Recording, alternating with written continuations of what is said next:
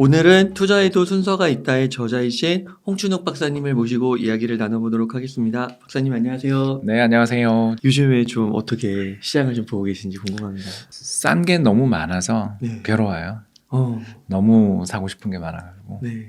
제일 싼 건, 최고 싼 건 채권, 특히 회사채 쪽인 것 같고, 예를 들어서, 한전채나 이런 게 5%대 후반. 네. 거기다 금융채라고 해서 은행들이 발행하는 채권도 그것도 5%. 네. 투자 적격 등급 회사채 금리 한 6% 이렇게 되니까 이 정도 금리를 주는 채권들이 지금 시장에 널렸는데, 거기다가 미국만 가더라도 하이힐드 펀드 이런 거 7%. 네. 그리고 미국의 모기지 채권도 30년 만기가 7%. 거의 지금 채권 시장은 물반 고기반인데 그것도 왕창 사놨다가 또 더 좋은 게 나오면 못 살까봐. 그래서 지금 투자는 하고 있는데 마음이 좀 편하진 않는 게 이게 이렇게까지 금방 이렇게 값싸게 널려 있는 시장이 와서 네. 지금 뭘 사는 게 가장 좋을까? 그 고민을 하더라고. 마음이 불편합니다. 사업은 힘든데 투자는 참 사고 싶은 게 너무 많아서 괴로운. 이거 한전채나 금융채 이런 거는 어떻게 살 수 있는 거예요? 사기 힘들어요. 사기 힘들어요? 펀드들, 국공채 펀드들, 국공채, 공사채 펀드들 음. 하시는 게 좋고요. 네. 그게 아니면 투자 적격 등급 회사채 ETF 같은 것들도 괜찮고. 이것도 그냥 증권사 어플로 예, 살 수 있는 저 시장에 상장돼 있으니까. 네. ETF는 시장에 상장된 펀드니까요. 그리고 은행이나 이런 데 가셔서 이제 우리나라 공사채 펀드들 사셔도 괜찮고요. 네. 그럼 이런 거는 채권이라는 거는 원금이 기한까지 보존되다가 그 가운데서 계속 그 이자를 주는 이자를 주는 거죠. 그럼 이런 거 보통 만기가 몇 년인 거예요? 보통 3년입니다, 우리나라는. 그리고 국채는 10년, 20년도 있고요. 네. 그래서 지금은 국채가 좀 좋죠. 왜냐하면 국채가 장기 국채일수록 금리가 떨어질 때 가격 상승폭이 커요. 예를 들어서 작년에 발행된 채권이 한 2%짜리 채권이 10년이 발행됐어요. 네. 근데 올해는 4% 채권이 10년짜리 발행됐잖아요. 네. 자, 그러면 작년에 발행된 채권은 이제 9년짜리가 됐지만 쟤는 이자 2%밖에 안 주잖아요. 네. 자, 어떻게 되겠어요? 박살났겠죠. 아. 가격이 대폭락했을 겁니다. 거의 한 20% 가까이 빠졌을 거예요. 그러겠죠? 예. 예. 그리고 반대로 이제 이게 지금 4%인데 벌써 지금 3.5까지 내려왔고 내년에 저는 한 3% 보거든요. 3%도 깨질 수 있다고 보는데 네. 그러면 여기서 금리가 내려가면 내년에 발행되는 채권은 이제 3%예요. 자, 그러면 올해 발행된 4% 채권, 4.5% 채권 인기는 어떻겠습니까? 이건 가격이 폭등하겠죠. 네. 그래서 만기가 많이 남을수록 가격의 폭등이 더 크겠죠. 당장 내년에 만기면 1년만 이자 더 받고 끝인데 10년 동안 계속 받을 수 있으니까 이 인기가 얼마나 올라가겠어요. 따라서 채권 금리가 좀 떨어진다 싶을 때는 만기가 긴 거. 네. 그래서 국채가 지금 좋은 거죠. 그래서 네. 국채도 10년물 국고금리 이런 것들에 투자를 하는 상품들이 지금 너무너무 많으니까 그런 거 사면 됩니다. 이 국채가 산 다음에 중간에 팔 수도 있는 거예요? ETF니까. ETF. 주식처럼 매일 매매가 가능하니까요. 예금하고 달라요. 예금을 저는 왜 추천 안 하냐면 예금에 가입하신 분들이 만기까지 그걸 보유하는 확률이 굉장히 낮아요. 10명 중에 3명? 도 만기까지 못 버텨요. 그러면 중도 상환 수수료가 나가기 때문에 이자를 거의 못 받거든요. 아시죠? 예. 또 적금 해약해 보신 분 알잖아요. 네. 예, 그러니까 은행 예금이나 적금이 투자의 시작으로는 참 좋은데 만기까지 그걸 보유하는 분들을 저는 잘 본 적이 없어요. 예금 만기까지 그것까지 잘 보유하신 분들은 상위 30%다 이렇게 생각하시면 돼요. 네. 그만큼 만기까지 보유하신 분들 거의 못 봤습니다. 그러면 이 채권 금리가요, 4%에서 지금 3.5가 만약 됐다면 이게 만약에 또 앞으로 어려워지면 더 올라갈 수도 있는 거 아니에요? 그렇죠. 그런데 이제 국채라는 게 네. 가장 안전한 채권이니까 경기가 어려워질수록 국채만큼 안전한 게 없어라고 생각하고 이걸 더 좋아하죠. 그러니까 불황이 온다라는 게 뭘 뜻하냐 하면 미래에 대비해서 투자나 고용을 안 한다는 뜻이잖아요. 네. 그게 불황이죠. 네. 예, 그리고 반면 사람들이 미래가 불확실하니까 주식, 부동산 안 하고 안전적. 전부 예금을 하니까 그럼 은행들은 대출은 해줄 데는 없는데 또 자금을 쓰겠다는 데도 없죠. 그런 데 비해서 예금은 들어와요. 그러면 그 돈 들고 뭐 사겠어요? 국채 사는 수밖에 없잖아요. 네. 그 돈을 놀릴 수는 없으니까. 네, 그러니까 국채 수요는 계속 커지는 반면 정부는 내년에 우리가 정부가 적극적으로 재정 정책을 펼칠 거라고 지금 생각 안 하니까 네. 내년에 발행할 국채량도 별로 많지 않고 그런데 국채 수요는 크니까 불황이 올 때는 금리가 떨어지죠.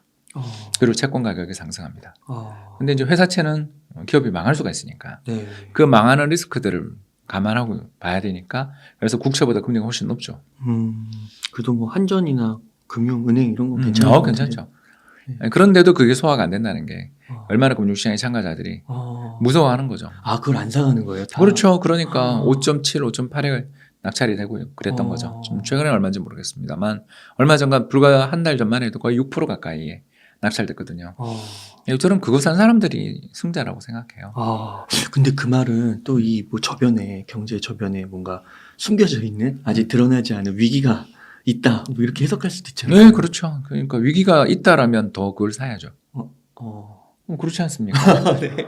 아니, 기업이 발행한 채권이 아니라 한국 아. 정부가 지급 보증을 선, 그러니까 대주주가 기획재정부인 회사가 아. 한국전력이고 산업통상자원부가 대주주인 회사가 음. 한국전력인데 그 회사가 어려워지면 공적자금이 투입될 거 아니에요. 이거는 위험해서 못 사는 게 아니라 돈이 없어서 못 사는 돈이 없어서 못 샀거나 네. 그거조차 무서운. 그러니까 투자하기 좋을 때죠. 한국전력조차 망할 거라고 벌벌 떨면서 투자를 못하는 시기가 왔을 때가 정말 뭐 인생에 몇 번 없는 투자의 찬스잖아요. 아, 그렇구나. 야. 지나가긴 했는데 아직도 네. 저는 지금도 굉장히 좋은 찬스라고 생각해요. 아, 그렇군요. 그러니까 이게 공부할 게 너무 많은 것 같아요. 2020년 코로나 때는 소위 그냥 주린이라고 하고 지금은 또 체린이라는 또 용어가 막 퍼지더라고요. 채권 지금 하기 정말 좋은 시기죠. 근데 이제 채권 금리가 벌써 지금 고점 대비해서 한 1.1% 정도 빠졌거든요.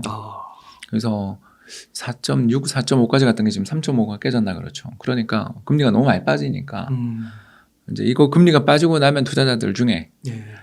근데 이제 국고 금리 3.5면 그래도 또 사겠지요. 근데 이게 예를 들어 3%가 됐다. 3%가 깨졌다. 자, 그러면 계속 국채 살까요? 그 돈들이 이제 다른 데 가겠죠. 그래서 예를 들어서 아까 이야기했던 은행이 발행한 은행채를 사거나 공기업이 발행했던 공사채를 사거나 특수채라고 하죠.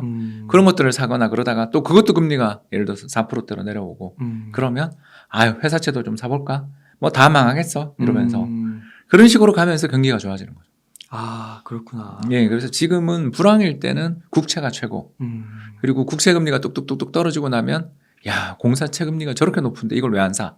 하면서 이제 얼마 전까지 한전 망할 수도 있어. 1년 적자가 20조인데 이거 망한다. 이러고 아무도 안 사던 한전채를 누군가 사기 시작하면서 한전도 이제 자금 사정이 숨통이 트이고 네. 은행채도 숨통이 트이고 네. 그러면서 은행들도 대출 늘리고 또 한전의 적자 문제들도 뭐 예를 들어서 걱정이 완화되고 이렇게 되면 이제 회사채로 가고 이런 게 보통 한 6개월 정도 가는데 네. 신용경색이라고 해서 대그룹들이 부도나고 그러는 시기가 올 때는 이게 6개월이 아니라 몇 년 갈 때도 종종 있죠. 그 대표적인 게 2002년 카드 위기 때는 한 2년 갔죠, 이게.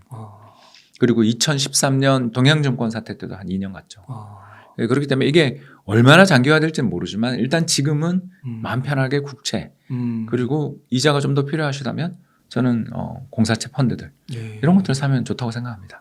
지금 시점에서는 금리가 좀 내려오긴 했지만 그래도 국채나 회사채 매력적이죠. 이 3.5% 레벨이면 이거 정말 높은 거잖아요. 최근 10년 사이 최고 레벨에서 조금 떨어진 정도에 불과하고 네. 더 나가서 공사채 같은 경우는 아직도 5%대니까 이런 건 뭐 충분히 괜찮죠. 그래서 이런 채권형 펀드를 사실 때 또 그 검토 사항을 한번 말씀드리자면 그 안에 뭐가 편입되어 있는지를 가르쳐 주거든요. 네. 그걸 보시고 거기 좀 찜찜하면 안 하면 되는 거니까. 그러면 그 말씀은 주식시장으로 돈이 들어가기에는 조금 시간이 더 필요하다 이렇게. 일단 기업들의 신용 등급이 강등될 가능성이 되게 높은 상황이잖아요.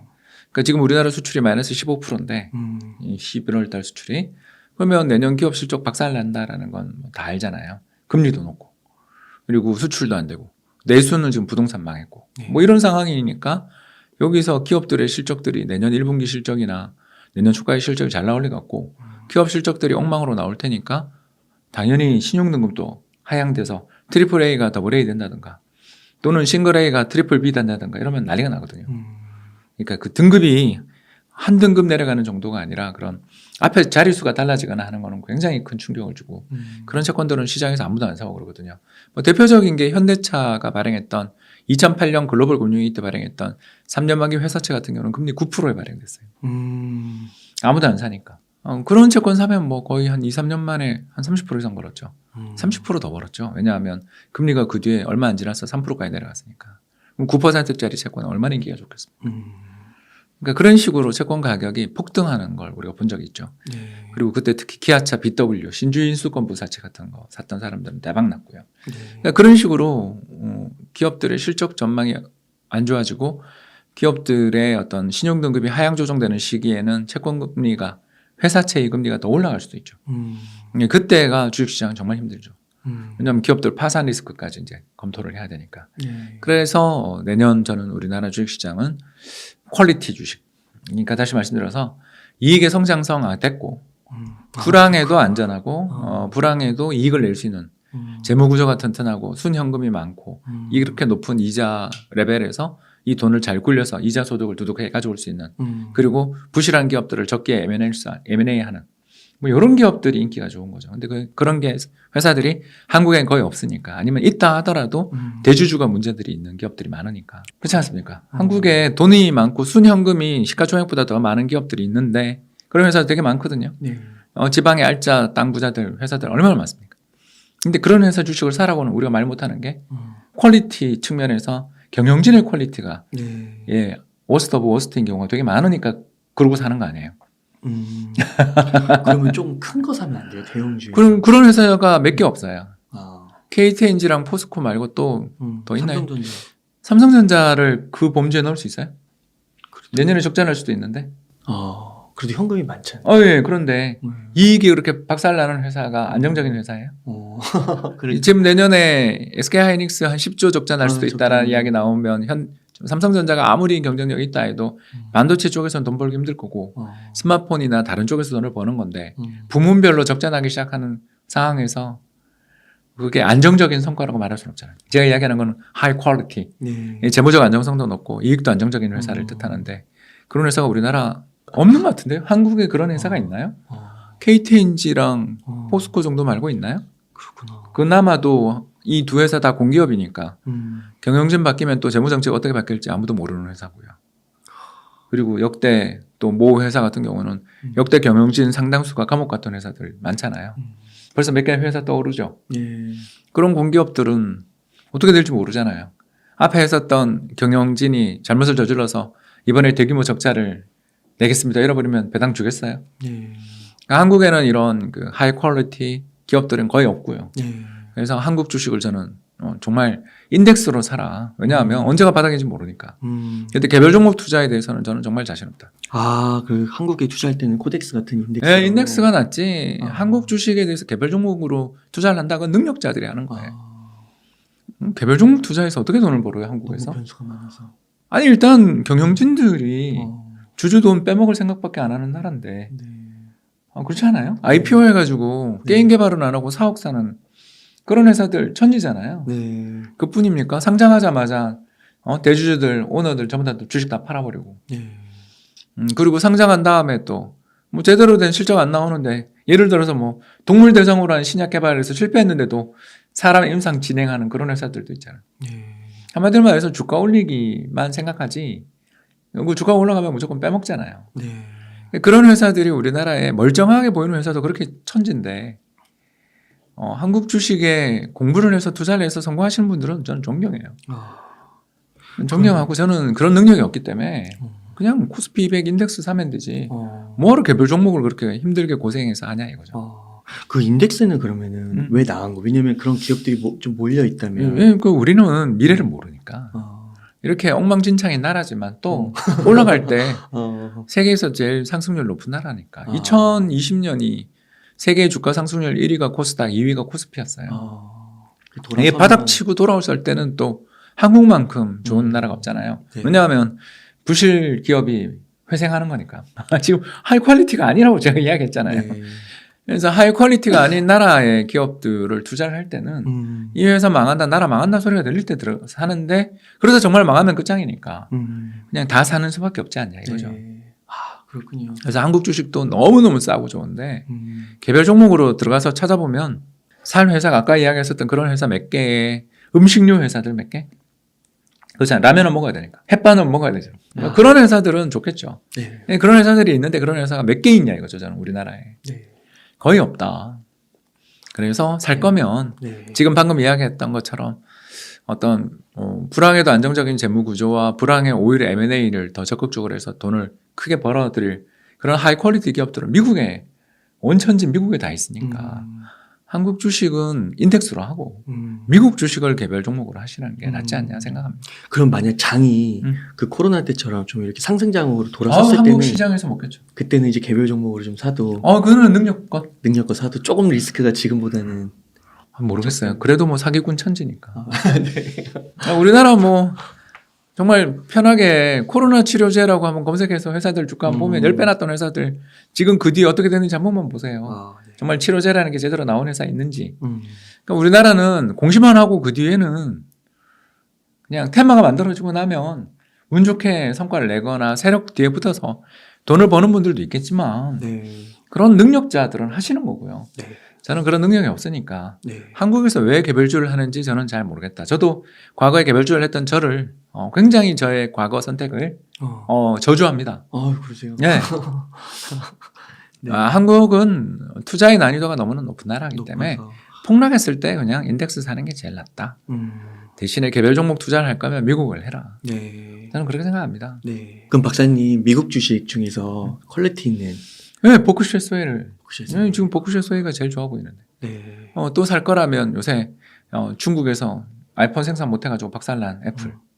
애플. 그리고 그 중국도 이제 드디어 mRNA 백신 쓰게 된다 그러면 그 세계적인 코로나 백신 쪽에서 특허 다 가지고 있는 화이자 같은 기업들. 화이자. 또 존슨앤존슨. 타이레놀 없이 우리 못 살잖아요. 예. 아니면 또 세계적인 생필품 회사이자 지금 배당 수익률도 괜찮은 프록트앤갬블, 네. P&G. 맞네요. 뭐 그런 회사에다가 또 불황이 지금 다가오고 있지만 불황이 올수록 사람들이 더욱더 버글버글하는 코스트코.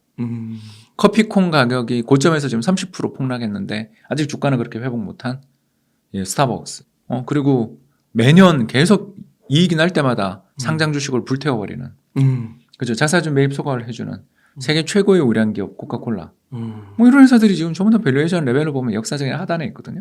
아, 그래요? 네, 아니 많이 빠졌어요. 최근에 한 30-40%씩 빠진 회사도 많고요. 와. 왜냐하면 레버리지 청산이 이루어졌으니까. 우리 지난번 방송 때 이야기했잖아요. 빚을 내가지고 투자를 하다가 빚을 못 갚으면서 어쩔 수 없이 눈물을 머금고 파는 그런 매매가 지난 9월에 나온 거잖아요. 네. 그 과정에서 옥석 구분 없이 폭락했거든요. 네. 그 옥석 구분 없이 폭락한 다음에 회복될 때 보면 회복되는 회사가 있고 안 그런 회사가 있죠.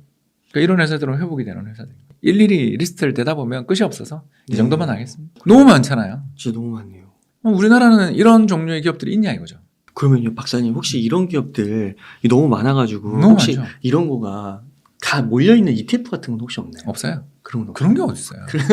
왜냐하면 그런 거 하나 여러분, 만들어주면 아니 그걸 만들면 그때가 고점이에요. 그러니까 이게 시장이라는 게 네. 테마가 순환하는. 제가 왜 이걸 지금 추천하냐면 네. 지금은 불황이 왔고 금리가 높아요. 불황이 왔고 금리가 높기 때문에 순현금이 많은 기업들을 사야 된다고요. 네. 근데 그 순현금을 많은 현금을 들고 우리나라 대주주들은 딴짓하잖아요. 주가를 빠뜨려가지고 더 폭락시켜서 상속 증여세 적게 내려는 생각밖에 없단 말이에요. 그렇지 않아요? 네. 그리고 뭐 기업들 같은 경우는 M&A 하겠다 그러고 자기 집은 다 팔겠다 그래놓고서 또 엎어버리고 얼마나 많아요 그런 회사가. 그러니까 우리나라는 이 회사가 돈이 많다고 해서 믿을 수가 없어요. 네. 근데 미국은 그런 짓거리 하면 바로 감옥 가니까. 엔론 부터 시작해서 지난번 매도프 건 또 감옥에서 못 나오잖아요. 네. 평생을 감옥에서 써가야 되는데 백몇 돈 다 년. 뺏기고 그런 엄격한 그런 법제도를 가지고 있는 재산권에 대한 주주들의 재산권에 대한 보호가 있는 나라를 주식을 해야지. 한국처럼 대주주 재산권은 보호돼도 네. 개인들에 대해서는 아무도 신경 안 쓰는 이런 나라에 개별 종목을 할 때는 네. 네트워크 있거나 세력이 있거나 본인이 아니면 내부자이거나 네. 그러시면 하는 거죠. 네. 근데 방금 이야기했던 기업들은 한 1년 정도를 보면 저는 좋다고 생각하는데 2년 3년 뒤에도 좋으냐 그렇지는 않다고 보거든요. 왜 그러냐 하면 그때 되면 경기가 정말 좋아지면 부실주가 오히려 더 나올 수 있죠. 죽었다 살아나는 회사가 네. 제일 좋잖아요. 네. 확 올라가죠. 네, 우리나라도 그런 거 아니에요? 네. 한국도 죽었다 살았다는 나라니까. 네. 맨날 환율 급등할 때마다 나라 망한다는 소리 들리잖아요. 아, 그러네요. 아, 진짜 그러네요. 국가를 봐도 그러네요. 네, 그러니까 우리 나라 망한다 그럴 때 우리는 한국은 사야 되는 나라. 근데 살 때 진짜 뭐가 망할지 모르니까 또 대주주가 언제 뭘 빼먹을지 모르니까 무섭잖아요. 그러니까 인덱스 사는 거고. 네. 미국을 살 거라면 지금은 퀄리티 한 6개월 정도는 저는 하이 퀄리티 기업들이 낫다. 근데 그 뒤는 모르죠. 그래서 지금 좋다고 해서 ETF 만들면 그게 고점일 가능성이 되게 높죠. 그러면은 지금 박사님께서 좀 채권하고 그 주식을 좀 말씀해 주셨는데 만약에 지금 뭐 한 1억 정도가 있으면은 어느 정도 이렇게 배분으로 들어가면 좋을까요? 채권이 저는 더 많이 살 것 같아요. 아, 그래서 네, 채권 한 6, 그리고 주식 한 4. 그 정도. 예, 그래서 한국 채권 사고 미국 주식 사면 되겠네.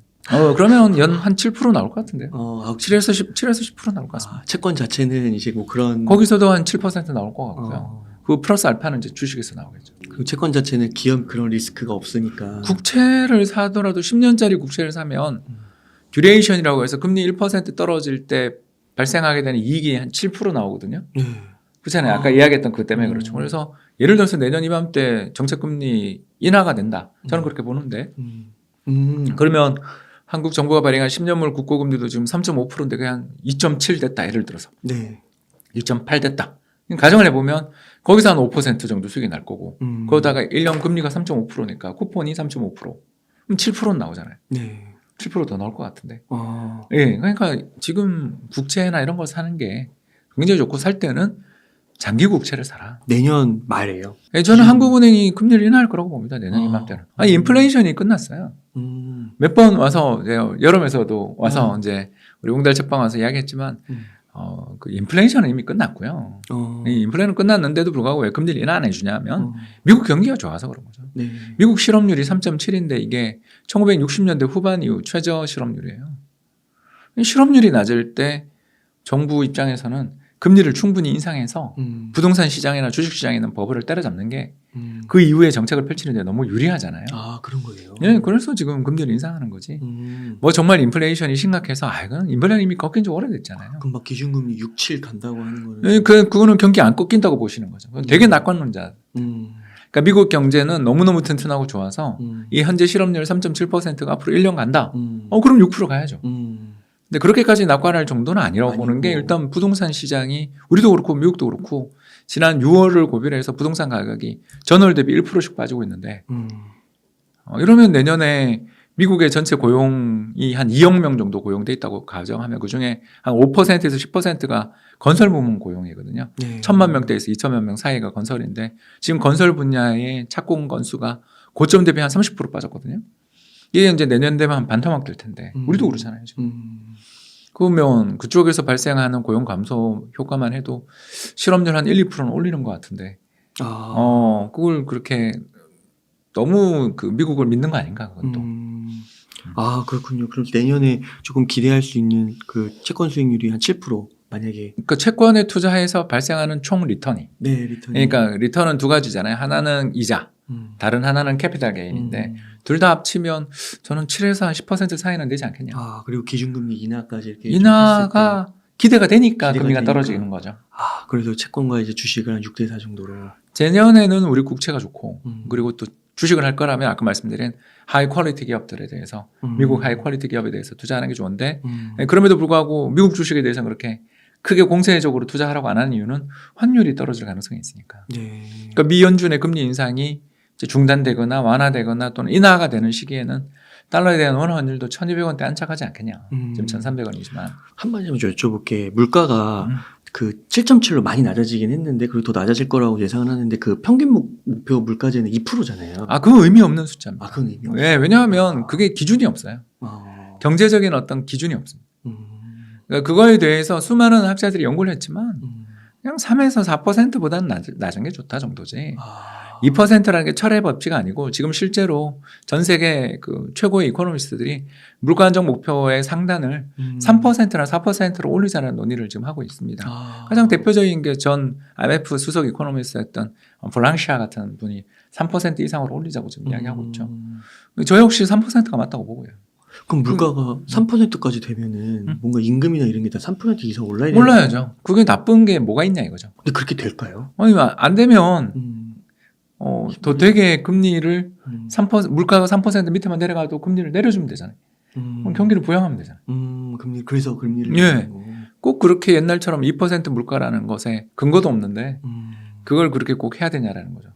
특히 뭐 전 세계 다 마찬가지인데 이 소비자 물가 상승률이 과대평가돼 있거든요. 네. 이게 무슨 말이냐면 제품의 품질이 개선되는 거가 첫 번째고, 그렇죠. 우리 지금 당장 우리 지금 쓰고 있는 이 마이크만 하더라도 제가 4년 전 유튜브 시작할 때 썼던 마이크들에 비해서 지금 가격도 훨씬 떨어져 있고 안정적이고 품질도 좋아지고 영상의 퀄리티는 다 높아졌지만 가격은 비슷하게 한 거 쓰잖아요. 그래. 또 자동차만 하더라도 옛날 지금이랑 같은 그랜저라는 이름 달고 있지만 옛날 그랜저랑 지금 그랜저랑 하늘과 땅 차이의 품질 격차를 가지지 않습니까? 이런 것처럼 품질에 따른 어떤 가격의 하락이 사실상 있었던 걸 반영 못하는 거. 두 번째가 인플레이션이 발생할 때마다 사람들이 다른 품목으로 즉각 갈아타거든요. 네. 비싼 걸 안 사고 다른 데로 가잖아요. 뭐 밀키트를 한다든가 외식비가 올라가면 이런 식으로 하는데 그런 것들을 고정치가 돼 있는 게 가중치들이 그게 별로 안 돼, 그 조정이 신속하게 안 이루어져서 안 되고요. 세 번째는 뭐냐면 삶의 그 패턴이 바뀌는 것을 뒤늦게 포착하죠.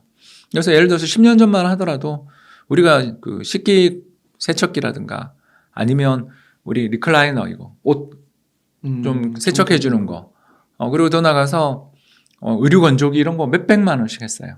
저도 그때 지금으로부터 한 7년 전 새 아파트 입주할 때 그걸 공짜로 주더라고요. 근데 그걸 보니까 새 아파트 입주였으니까 옵션 아니 그냥 이제 저는 그걸 샀으니까. 예, 그래서 이제 그 주는데 보니까 뭐 가격표를 보니까 다 300만 원, 400만 원 그러더라고요. 근데 지금 7년이 지난 지금 얼마예요? 100만 원 밑으로 다 떨어져 있고 잘 찾아보면 70만 원대, 50만 원대도 굉장히 좋은 거 많거든요. 네. 뭐 당장 식기세척기만 하더라도 삼성전자 비스포크 제품이 40만 원대도 있거든요. 왜 이런 일이 벌어지냐 하면 정보통신혁명 때문이잖아요. 계속 가전제품 가격은 떨어지는데 문제는 그게 10년 사이 가격이 6분의 1 토막 났는데 그게 소비자 물가에 아직 반영 안 돼요. 한 몇 년 뒤에나 반영되겠죠. 왜냐하면 전 가정이 보급된 다음에 반영돼요. 네. 그러면서 소비자 물가의 구성 품목들이 달라지면서 앞에는 비중의 변화였다면 이번에는 새로운 구성 품목이 들어오면서 인덱스를 새로 작성하는 과정에서 물가를 떨어뜨리거든요. 네. 왜? 6분의 1 토막 났으니까. 네. 가격이. 그러니까 이런 식으로 해서 실제로 10년마다 대략 소비자 물가 상승률들이 얼마나 조정되나 보면 연 1%씩 하향 조정돼요. 그러니까 2% 물가라는 건 사실 1%대 물가이거나 제로 물가라는 걸 뜻하거든요. 네. 그러니까 굳이 2%가 정말 철의 타겟이다라는 건 그건 아무 근거가 없어요. 저는 3%가 맞다. 왜냐하면 연 2%, 연 1%씩 계속 사후적으로 보면 나중에 그때 물가 상승률이 그때는 지금은 5%라고 측정해도 10년 뒤에 측정해 보면 4%일 가능성이 되게 높거든요.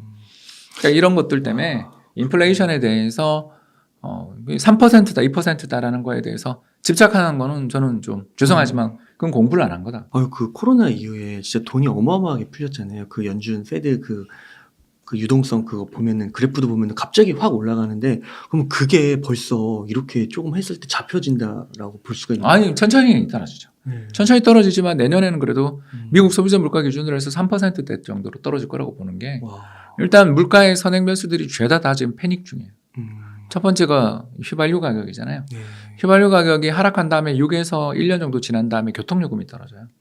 그래서 전체 미국 그 인플레이션에서 한 10% 가까이를 차지하는 게 교통요금 물가인데 네. 교통요금 물가 우리만 하더라도 휘발유 가격이 500원 빠졌는데 지금이 이제 택시요금 인상되잖아요. 후행해요. 두 번째가 또 뭐냐 하면 곡물 가격이거든요. 곡물 가격도 고점에서 지금 30-40%씩 다 빠졌는데 우리 외식 물가는 계속 오르죠. 네. 왜냐하면 이게 분산되어 있는 개인 사업자들은 물가에 적용하는 게 주변에 있는 가장 잘 되는 대박집이 가격 인상해야 따라가는 거지. 그런 일들이 후행적으로 벌어지는 거죠. 근데 국제 상품 가격은 이미 지난 6월에 고점을 찍고 지금 5개월, 6개월째 국제 유가 같은 경우는 거의 고점에서 60불 빠졌고 그 콘이나 옥수수나 대두박이나 뭐 이런 것들은 전부 다 30-40% 빠졌거든요. 근데 그런 거 아무것도 가격에 지금 인플레이 연동을 못 하고 있고 세 번째가 집값이 지금 폭락 중인데 집세는 오른 것처럼 측정되잖아요. 네. 근데 미국 소비자 물가에서 약 한 40% 정도가 집세로 들어가는데 그 집세 물가가 실제로는 질로우라는 세계 최대의 그 프랍테크 회사가 있는데 이 회사에서 측정하는 질로우 렌트 프라이스 인덱스 같은 경우는 3월부터 지금 벌써 10개월 가까이 빠진 폭락 중이거든요. 근데 그 소비자 물가의 집세 물가는 왜냐하면 한 2년 계약을 가정하니까 역시 되는 거죠. 그래서 내년 상반기에 특히 올해 상반기 3, 4, 5월이 매월 물가가 1%씩 올랐어요. 전월 대비. 네. 근데 지금은 그럴 요인이 없잖아요. 그러니까 안 오르더라도 현재 레벨로 그냥 0.3% 정도씩 오르고 있으니까 최근에 0.3%씩 물가 그냥 그대로 가면 내년 3, 4월에는 여기에 베이스 이펙트가 생기잖아요. 월 1%씩 올랐던 올해의 물가 상승률 대비 월 0.3%씩 오르고 있는 현재의 물가가 대비되면 물가 상승률이 급격히 떨어지겠죠. 네. 내년 3, 4, 5월부터. 음. 그러니까 그 전에 이미 시장이 반영하겠죠, 그걸. 아. 그래서 연준의 금리 인상이 내년 초 정도면 일단 좀 쉬지 않겠냐. 쉬지 않겠냐. 왜냐하면 인플레가 꺾이니까. 그러면은 박사님 그 내년 그때 이제 금리가 뭐 멈추거나 아니면 인하되는 그 시점에 주식으로 갈아타면 되는 거예요. 좋은데 이제 주식이라는 게 네. 아까도 이야기했지만 두 가지 문제가 있다니까요. 네. 첫 번째 문제가 뭐냐면 내년 실적은 정말 박살날 가능성이 높고 두 번째는 그 실적이 박살나는 과정에서 분명히 망하는 회사가 나올 거예요. 어디가 망할지 모른다라는 그 신용경색에 대한 공포가 있겠죠. 그러니까 회사채 금리가 떨어져야 돼요. 네. 네, 그래서 금융장세가 나올 때 다들 정책금리 인하만 보시는데 그 정책금리 인하가 된다고 해서 금융장세가 오는 게 아니고 그 중간에 회사채 금리, 특히 CP금리, 기업보험금리가 뚝뚝 떨어질 때 그렇구나. 그때는 한번 저는 부실기업들 또 살아날 수 있으니까 한국 주식이 전형적인 부실기업이니까 그러니까 아주 우리나라 프로야구랑 비슷하다니까요. 상위 최고 상위에 있는 선수들은 메이저리그 가더라도 올스타전 한번 나가볼 수 있거나 사이영상 후보가 될 수 있는 선수들이 있어요. 그러나 대부분의 레벨은 어때요? 더블A죠. 미국의 메이저리그에 미국 시장에 절대 상장 못하는 회사들이 한국에 있죠. 네. 그렇지 않습니까? 이게 한국의 특성이잖아요. 그러면 한국에 있는 메이저리그에서 뛸 수 있는 기업들이 그것만 사면 되겠네 하고 생각할 수 있지만 갑자기 강백호 선수라든가 우리 이정호 선수가 갑자기 트리플 A급 정도 선수였다가 메이저리그급 선수가 되는 그 가파른 성장이 나타나는 시기를 우리가 예측할 수가 없고 또 반대로 메이저리그에서 뛰다가 돌아온 우리 한국 선수가 와서 한국에서 성적을 잘 못 내는 경우 많이 봤죠. 네. 추신 선수 이번에 우승에 기여했지만 메이저리그 때의 성적을 생각했던 분들한테 실망스러웠잖아요. 네. 왜 그러냐면 에이징 커브 때문에 그런 거 아니에요. 나이가 많으니까. 자, 우리가 지금 제가 방금 이야기한 거의 비유를 이해하시겠죠. 네. 제가 뭔 말하는 거냐면 메이저리그급 선수가 될 수 있는 선수를 미리 잡아낼 수 있으면 모든 스카우터들이 전부 연봉 10억씩 받아야죠. 근데 못 받잖아요. 그렇죠. 1라운드에서 우리나라 최고의 아마추어 선수라고 뽑았던 선수 중에서 정말 MVP 받은 사람 몇 명 되냐고요. 네. 그 난이도가 있는 거죠. 한국 주식 투자의 난이도는 바로 그거 문제인 거예요. 네. 반면에 미국은 어때요?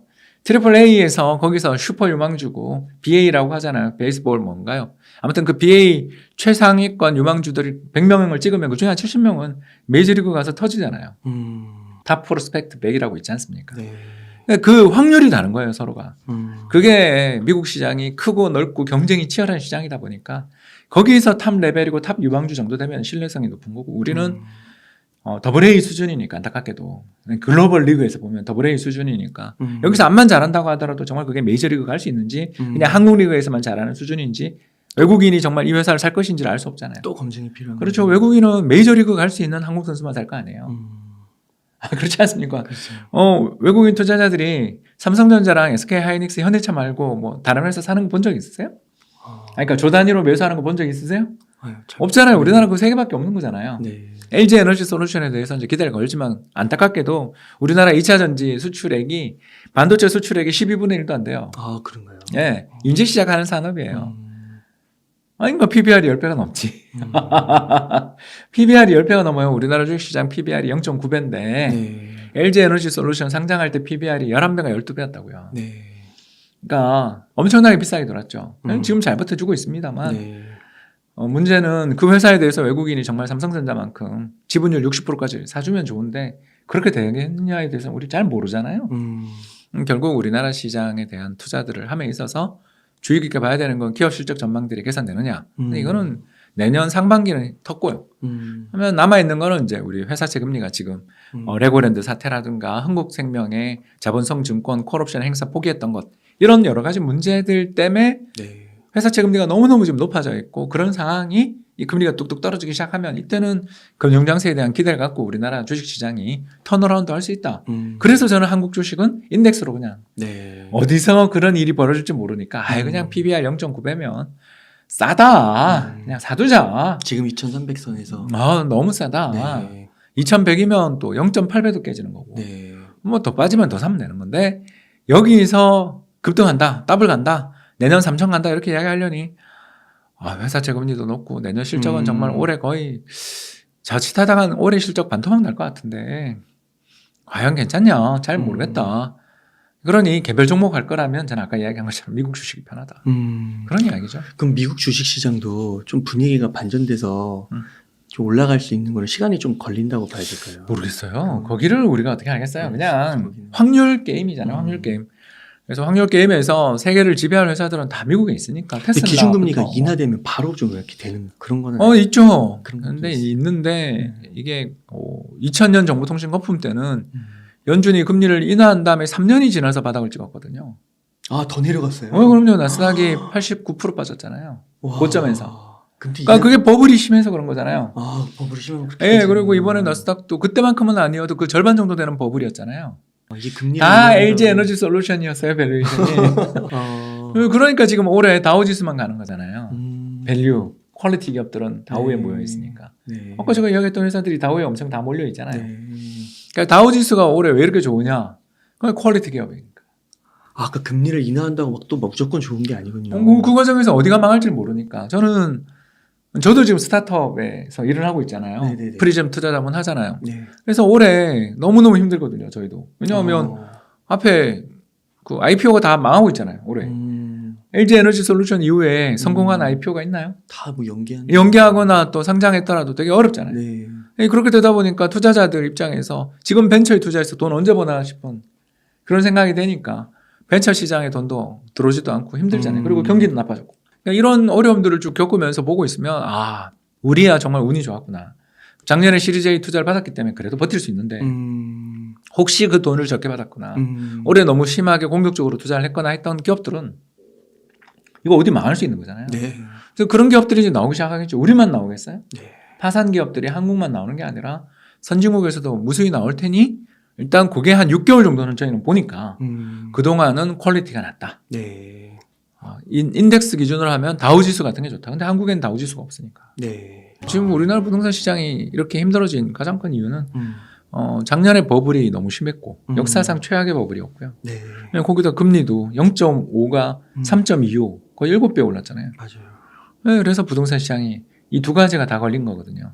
역사상 최악의 부동산 버블에 금리 상승. 근데 이제 금리가 떨어지고 부동산 가격이 대략 적정 레벨에 비해서 서울 기준 한 35% 정도 조정을 받아야 적정 레벨 같거든요. 이거는 현재 기준. 근데 이제 만일 금리가 인하된다면 적정 레벨은 올라갈 수 있잖아요. 그렇지 않습니까? 그러니까 적정 레벨이라는 게 가격, 소득, 금리의 함수인데 내 소득이 늘어나면 집값도 오를 거고 그렇죠. 금리가 떨어지면 집값도 오를 거고 집값이 확 빠져 있으면 살려는 사람도 올 거고 그잖아요. 네. 그래서 절대 가격, 금리 그리고 소득의 함수인데 네. 내년 소득은 텄고 턱고. 기업이 뭐 이익이 박살나는데 이걸 어렵다. 올려주겠어요? 네, 못 올리죠. 아니, 내년에 임금 올려줄 것 같아요? 아니, 노동시장에서 채용이 활발할 것 같아요? 아니요. 텄단 말이에요. 그건 안 되는 거고. 그건 기껏 해봐야 소비자 물가 상승률 한 3% 정도나 오를까? 그렇죠. 그 정도밖에 안 될 거다. 실질 임금 마이너스 날 가능성도 있다라고 봐야죠. 자, 아무튼 거기는 거의 좋아지는 거 없다. 그러면 집값이 많이 빠지거나 금리가 내리는 수밖에 없는데 금리는 제가 내린다 그랬겠습니까? 예, 금리. 그리고 집값이 그러니까 금리가 한 1% 만약 내린다라면 집값이 그러면 35%까지는 안 빠져도 되는 거죠. 대략 제가 지금 4% 정도를 가정해가지고 만든 거니까 3%까지 됐다. 예를 들어서 대출금리. 네, 대출금리가요. 그러니까 고정금리 대출이 있지 않습니까? 뭐죠? 유보금자리론. 보험자리론. 정부에서 해주는 우대 대출 있지 않습니까? 그 6억 이하에. 6억 이하에. 그게 지금 4%대거든요. 근데 내년 3%대다. 그걸로 기준해서 해요. 예, 그걸로 하니까 대충 하면 그러면 한 25% 정도 빠지는 정도로 되겠죠. 근데 실제로 25%는 이미 다 빠졌으니까. 그러니까요. 그럼 더 안 빠지나요? 더 이상? 아니, 언더슈팅이라는 건 세상에 존재하니까. 존재하니까. 부동산 시장이라는 게 버블이 있으면 역버블도 있는 거지. 네. 그러니까 내년은 이제 역버블로 가겠죠. 근데 그게 언제 끝나느냐는 금리가 언제 인하되냐 이게 첫 번째일 거고 두 번째는 정부가 그 대단한 규제들 천지잖아요, 우리가. 풀어주고. 예, 뭐 예를 들어서 분양가 상한제 이게 말이 돼요, 이게. 아니, 자본주의 사회에서 가격 통제라는 걸 해가지고 성공한 적 있어요? 자원 배분의 총체적인 실패잖아요. 정말 분양가 상한제 같은 이런 죄송합니다만 잘못된 제도를 도입했던 거는 정말 우리 정책 당국이 반성해야 되는 거고요. 두 번째가 재건축 초과이익 환수제. 네. 이렇게 재건축을 하기만 하면 돈을 번다라는 생각 자체가 그 안에 들어가 있는 법인데 지금 둔촌주공 사태에서 보듯이 정말 그래요? 재건축이라는 게 그게 얼마나 큰 리스크를 무릅쓰고 하는 건데 그럼 거기에 대한 리스크 프리미엄은 왜 정부가 뺏어가요? 그러네요. 말도 안 되는 정책들이잖아요. 다 이건 감정적인 정책들이죠. 세 번째가 뭐냐 하면 지금 주택 시장이 한 달에 실거래가가 1.8%씩 빠지는데 네. 미국은 1.3, 한국은 1.8 빠지는데 여기다 대놓고 서울 전 지역이 지금 뭐죠? 투기과열지구의 규제 대상 지역에 또 일부 지역은 토지거래 허가 구역이에요. 죄송합니다. 그렇지. 미친 거 아니에요 이거? 어. 이 정책 당국이 머리에 뭐가 들었는지 모르겠어요. 이게 1.8이라는 게 정말 큰 수치인 거예요. 아니 1년이면 20% 넘게 빠지는 거죠. 아, 몰랐어요. 외환위기보다 지금 더 빠지는 중인데. 아, 이렇게 빠지면 1년이 예. 그렇구나. 이건 뭐 죄송합니다만 지난 정부도 정말 실망스럽지만 이번 정부도 부동산 시장에 대해서 정말 감이 너무 없다. 그렇구나. 그러면 이게 또 풀어줬을 경우에 갑자기 또 집값이 막 올라갈 거라서. 금리가 1% 2% 되면 모르겠는데 보금자리론 금리가 4% 후반에서 3% 후반 된다고 사람들이 전부 다 가서 우 가서 다 산다. 앞에서 버블이 붕괴돼서 인생 망가지는 걸 그렇게 많이 보고 지금 경매 물건이 폭발적으로 늘어나고 있는 걸 보면서 갑자기 버블을 다시 만든다. 그럼 그때 금리 인상하면 되죠. 아, 그럼 조금 더 적극적으로 규제 완화를 좀 고려할 필요가 있다. 있죠. 지금 금리는 인하 못하니까. 미국 눈치 봐야죠 지금. 우리 이번에 얼마 전에 영국이 망할 뻔한 거 봤잖아요. 네. 미국이랑 정책 방향 반대로 가면 얼마나 위험한지 알잖아요. 지금은 일단 미국이 금리를 동결할 때가 돼야 우리도 인하하는 척이라도 할 수 있지. 지금 미국이 금리를 저렇게 팍팍 인상하고 있는데 우리 동결하는 것도 우리는 용기가 필요한데 인하를 한다 아직 안 되죠. 그럼 또 난리 나. 저기가 동결해야 인하하겠죠. 아, 우리 사정이 힘드니까 양해를 구하고 금융시장이 좀 안정되는 거 눈치를 다 봐가면서 하겠죠. 근데 아직은 멀었죠. 적어도 내년 상반기는 금리 인하는 힘들지 않냐. 그럼 무주택자분들이 한번 집을 살 타이밍을 노려보면 지금 사야죠. 지금요? 경매에서 사세요. 아, 경매로. 예, 지금 경매 낙찰가율이 작년 이맘때가 120%였어요. 감정평가액이 10억이었을 때 12억에 낙찰됐어요. 네. 근데 지금 얼마에 낙찰되냐면 8억 5천에 낙찰돼요. 35% 빠졌다니까요. 경매 낙찰가율이 35%포인트 빠졌어요. 네. 아까 제가 부동산 시장이 그 경매 낙찰가율의 흐름을 보면 서울 아파트 값이 고점 대비 작년 9월이 고점인가 그랬을 텐데 올해가 쌍봉을 찍었으니까 올해 2월일 수도 있고요. 아무튼 그거 대비 35% 정도 빠진다는 기대가 거기에 있는 거잖아요. 아, 근데 요즘에 경매 시장이 불황이라고 잘 낙찰이 다 안 된다고. 1차에서는 다 유찰이죠. 왜냐하면 그 감정평가액도 집값이 되게 비싸고 부동산 시장이 좋을 때 감정평가하는 한 거니까 거니까. 디스카운트 해야죠. 어. 그래서 1차는 거의 유찰된다고. 그런 심리도 있고 또 하나는 그게 경매로 사는 것보다 앞으로 집값이 더 빠지면 더 싸지는 것 때문에 경매에서 낙찰을 안 받는 이유도 있지 않을까요? 뭐 그래도 되겠죠. 네. 그러면 급금 매물을 사면 되죠. 급금매로. 근데 이제 35%라는 게 절대적인 숫자가 이미 크게 빠진 거니까. 아니 뭐 이제 절대적 숫자는 아니고 이제 상대적인 그런 거 비교에 불과하지만 그 정도의 작년 대비 아무튼 그 정도의 가격 하락이 시장에 나오고 있고 경매 매물이 많이 나오고 있다면 실수요자 입장에서는 이게 정말 근질근질한 시기 아니에요. 그러니까 대부분의 집값이 지금 2019년 말 가격이 된 건데 네. 그때 이후 우리가 인플레이션이 한 10%는 났잖아요. 올해 3년까지 10%더 났겠죠. 네. 그러면 집값이 사실은 그거보다는 10%는 더 비싸야 적정이잖아요. 네. 근데 그때 가격까지 내려간 거니까. 그러니까 2020년, 21년에 올랐던 30%는 허공에 지금 녹았잖아요. 그 녹았고 그거보다도 또 2019년 시가까지 내려갔다라면 인플레까지도 다 부인하는 정도니까 그거는 저평가죠. 팁을 드리자면 2019년 말 가격이면 뭐 그리고 또 로얄동의 로얄층이고 그때부터 미래 전망도 밝다 그러면 사볼 만하죠. 그러니까 이게 단지별로 다를 수 있는데 딱 그 정도 오면은 그게 이제 딱 이제는 좀 준비해야겠다. 네, 그렇죠. 그렇게 생각을 하면 되겠군요. 그 한 가지만 좀 더 여쭤볼게요. 내년에 이번에 둔촌주공 사태라고 하긴 그렇고 그거는 이제 그 조합원들 사태였던 거고 둔촌주공 이 청약률이 생각만큼 높지가 않아서 앞으로 부동산 시장을 좀 비관적으로 보시는 분들이 있고, 그러니까 좀 더 하락할 것이라 보는 분이 있고, 또 내년에 보니까 그 강남 지역에 입주 물량이나 그 청약 물량도 많고, 또 2025년까지도 그게 좀 이어져가지고 잠실까지도. 그래서 이 강남 사구에 그 과거에 미분양이 있었던 뭐 그런 일이 재현될 수도 있다. 뭐 이런 주장들도 있더라고요. 재현될 수도 있죠. 그건 세상이 망한다와 비슷한 거잖아요. 그건 뭐 그럴 수도 있죠. 네. 예, 저는 그런 그 사고 실험이라고 생각하거든요. 그런 거는 엔드가 3개 정도 되면 그렇게 되죠. 네. 첫 번째, 한국은행이 내년에도 금리를 계속 인상한다. 두 번째, 정부가 내년에도 분양가 상한제, 토지거래 허가구역 확대, 이번에 또 확대하죠. 확대하고 또 확대해요. 일부 지역들은 허가를 안 한다. 그 신통기획 뭐 이런 것들 아, 대상 지역들은 그렇구나. 토지거래 허가구역으로 지정했습니다. 아, 그렇구나. 추가 지정했는데요. 추가로 하는구나. 예. 그리고 아무튼 내년에도 규제를 안 풀고 세 번째, 어. 내년 아니라 내후년까지 우리나라 수출이 계속 마이너스다. 거기다가 다섯 번째, 공급 물량이 지금 엄청나게 감소하고 있지만 왜냐하면 뭐 분양이 안 되니까 네. 공급 감소가 2, 3년 뒤에 공급 감소가 엄청 입주 물량이 역사상 최저 레벨로 내년 내후년까지 줄거든요. 서울이 그렇잖아요. 네. 예, 뭐 6천 세대인가 만 세대가 안 되는 해가 있어요. 네. 근데 서울의 아파트가 150만 호니까 40년 정도의 재건축을 해야 되잖아요. 그러면 한 해에 4만 호 정도 입주를 해야 적정이거든요. 네. 근데 그게 10,000호 밑으로 내려가는데 그것도 공급이 많다라고 이야기하는 걸 사람들이 동의한다면 또 한 4만 호 정도가 입주 물량이 적정인데 10,000호 입주하는데도 망한다고 이야기하시는 분들이 시장에서 세를 얻으면 경제는 심리잖아요. 그게 다 되면 금리도 올라가고 경기는 끝없이 뭐 장기 불황으로 가고 정부는 나 몰라라 그러고 거기다가 입주 물량 그거 몇천 호 되는 것도 아닌 것도 많아서 우리 나라 망한다는 거에 국민들이 다 동의하고 그러면 일본 꼴 나는 거죠. 그래서 그러면 이제 내 집 마련을 좀 계획하시는 분들은 내년 말 기준금리 인하 곧좀 모르겠어요. 이건 자기가 네. 생각하는 가격이 오면 자기가 생각할 때 이건 정말 적정이다 싶은 가격이 오면 사는 거지. 또 다른 사람들은 힘들다 그러지만 나는 내년에 승진도 하고 또는 그렇죠. 우리 와이프 애도 좀 키워놓고 해서 이제 복직한다 그러면 월급이 더 늘잖아요. 맞아요. 그런 분들은 이럴 때 안 사고 언제 사요? 부동산이라는 거는 집주인이 매물도 집도 안 보여주고 팔라 그럴 때 그때는 사면 되는 게 아니고 반대로 지금은 아무도 살려는 사람이 없어서 그 자리에서 1억 깎아도 체결되는 시장에는 또 사야 되는 거고 네.